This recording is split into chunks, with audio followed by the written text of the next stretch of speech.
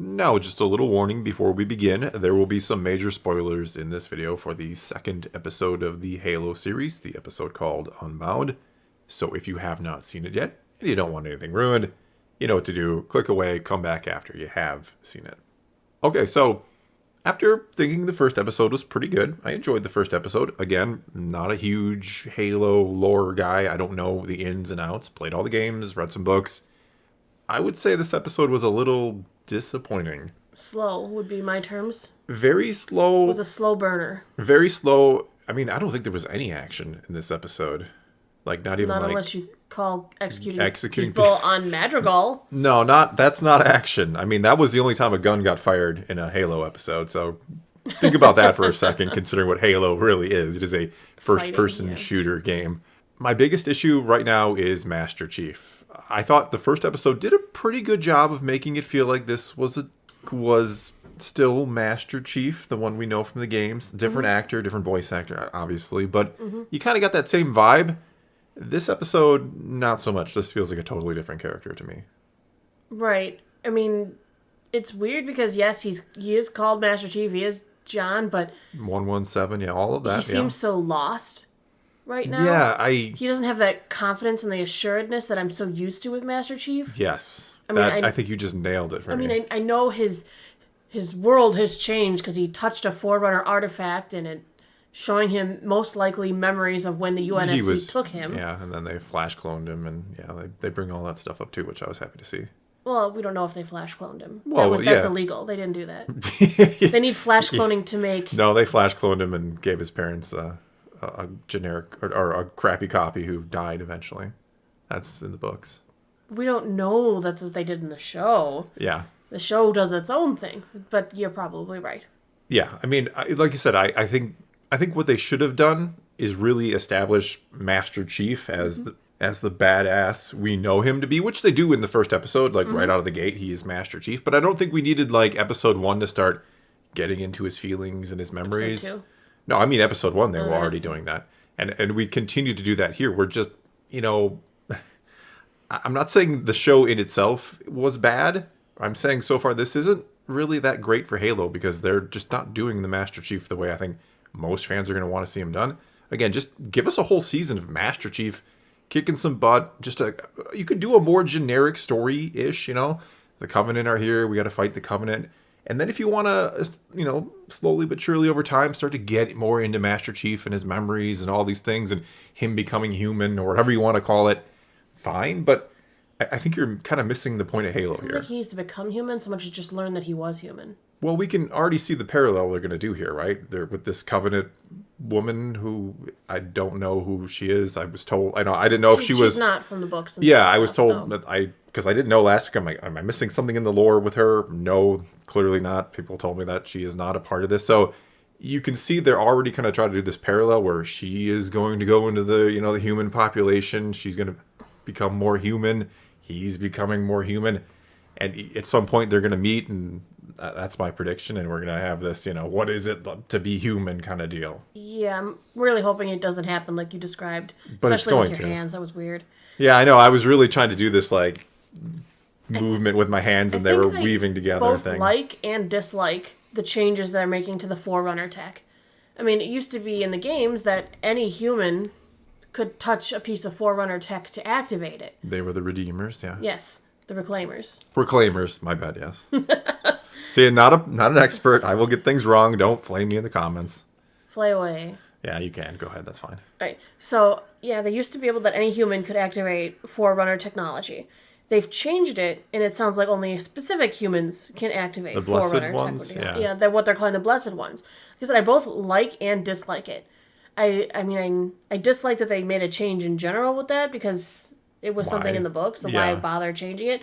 But I also think it's actually really smart because how easy is it for any of the Covenant to get their hands on a human to activate Forerunner technology? Well, sure, yeah. Now they need a specific humans. Yeah, they need to find the right ones. I think that makes their job a little harder, which is good, seeing how easy it could have been for them to snatch up a human and go about their business. I was kind of curious what was his name? The crazy guy in the cage? Something with an R. Yeah, I want to call him Rufus for some reason. I don't think that's what it was. No, it's not Rufus, like Rack or Rack. No, I guess I'm thinking Ralph Bill and Ted's Rufus. But How did he learn quite so much? I understand he's plucked up by the Covenant. They probably did all sorts of tests and stuff, but it seemed like he had a lot of knowledge that they wouldn't have told him, right?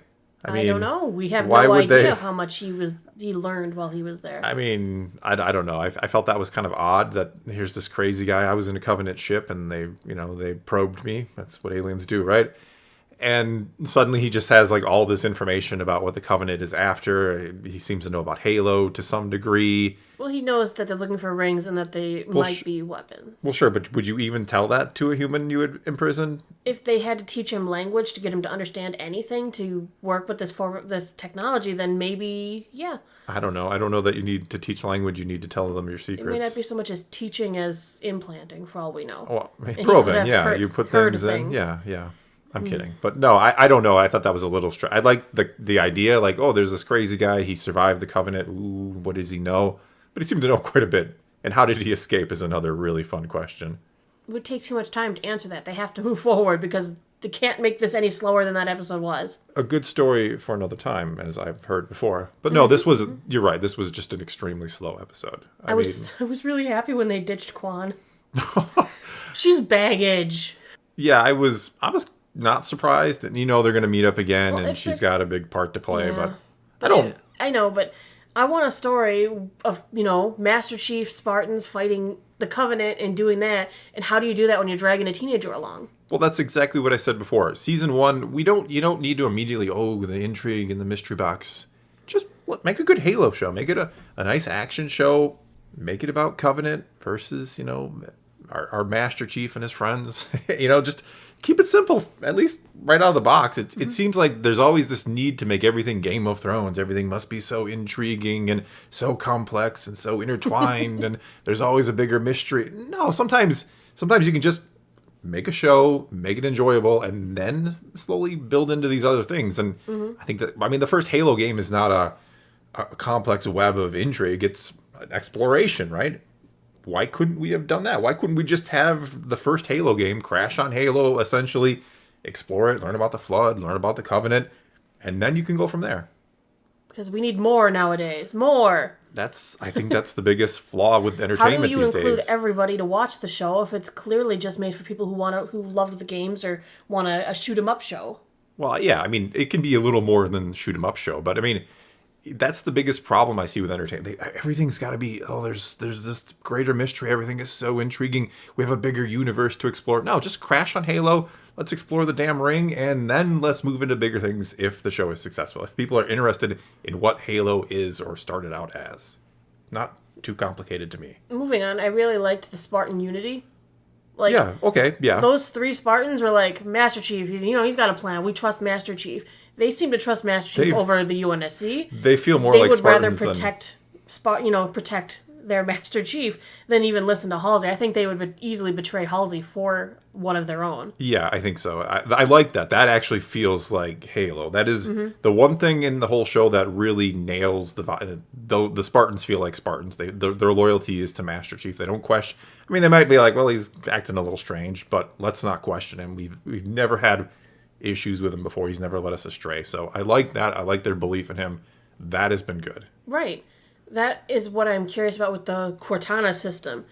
Is that going to be something that's put in there just so we can see Spartans fighting Spartans? Because, come on, the way that they described Cortana is not the way that Cortana works within the game. Within the game, she's kind of an AI that lives within his suit. Yeah, an assistant more than like a controller. That was right. She's not supposed to control the Spartan bodies. Then just make robots. Yeah, that was the other thing I was going to bring up. Like, am I missing something in the lore where there was an ulterior motive to the Cortana where she was like controlling him? Because I never got that impression from the games.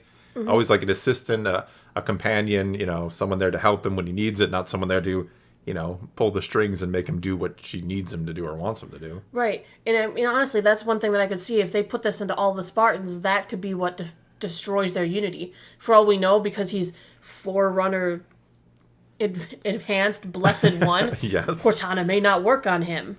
Ooh.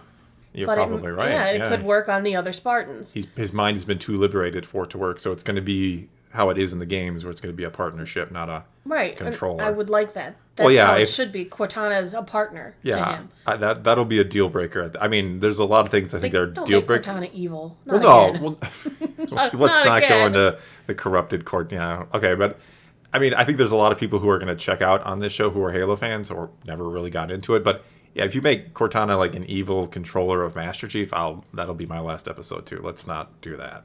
It won't be mine because I have to watch something to the end. I know you. If you will finish what you started. Yeah, that's how you are. I am not that way. I can't not know how the plot ended, even if it was poor. No, I'm someone who can read 50 pages of a book, and if it's not working, I can put it down and forget about it for the rest of my life.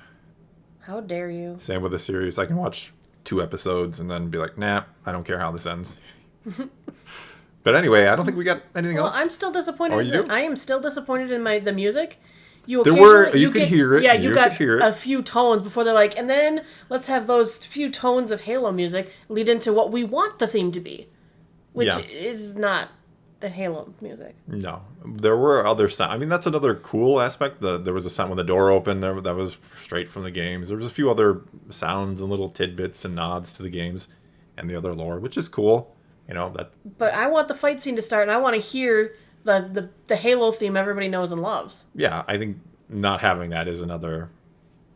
I think there's a legal issue there. I don't remember what that is all about. I don't know. Maybe they're saving it for the big finale. I'm pretty sure it's a legal thing. Why would you say that? Why would they even get to use some of the? They're using too much of the hints of it though for it to be a legal thing. I don't know if you change it enough. But they didn't.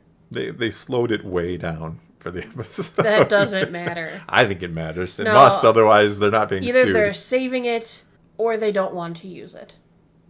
Perhaps. We'll see. All right. Well, I guess that's all we've got for you this time.